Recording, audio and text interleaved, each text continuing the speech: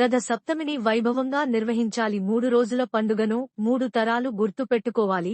జిల్లా కీర్తిని దేశ నలుమూలలా చాటా. 2 అర్హతకు తగిన అవార్డు, శ్రమకు తగ్గ ప్రతిఫలం, నిరుపమాన సేవలకు నీరాజనం, అజాత శత్రువుకు అందలం, ప్రతిభకు దక్కిన ప్రశంసలు. గణతంత్ర దినోత్సవ వేడుకలలో పురస్కార గ్రహీత శాసపు జోగినాయుడు వక్తల ప్రశంసలు. స్టార్ వాకర్స్ క్లబ్ ఆధ్వర్యంలో ఘన జన జీవన స్రవంతిలో మమేకమై అందరివాడుగా ఆశీస్సులు, అభినందనలు అందుకుంటున్న సీనియర్ పాత్రికేయ ప్రతిభాశాలి వాకర్స్ ఇంటర్నేషనల్ కో-ఆర్డినేటర్ శాసపు జోగి నాయుడు అని సోమవారం ప్రభుత్వ డిగ్రీ కళాశాల మైదానంలో స్టార్ వాకర్స్ క్లబ్ ఆధ్వర్యంలో ఏర్పాటు చేసిన అభినందన కార్యక్రమంలో వక్తలు పిలుపునిచ్చారు.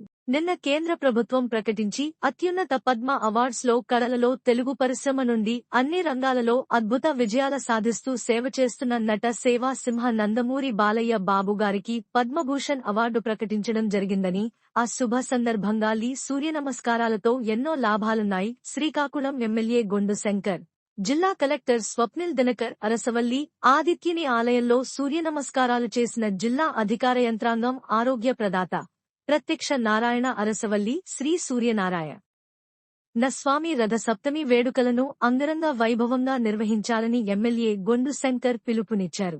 నగరంలోని అరసవల్లిలో ఉన్న శ్రీ సూర్యనారాయణ స్వామి ఆలయంలో సూర్యనమస్కారాలను జిల్లా అధికారులు సోమవారం నిర్వహించారు.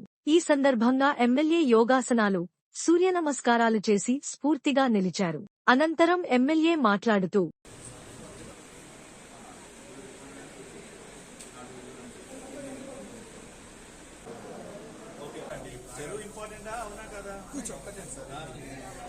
నేను చూస్తాను, నేను ఇంకా సర్వే చేసి ఏది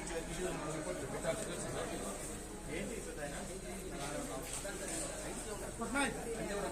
కొడుకులు పెంచట్లేదా?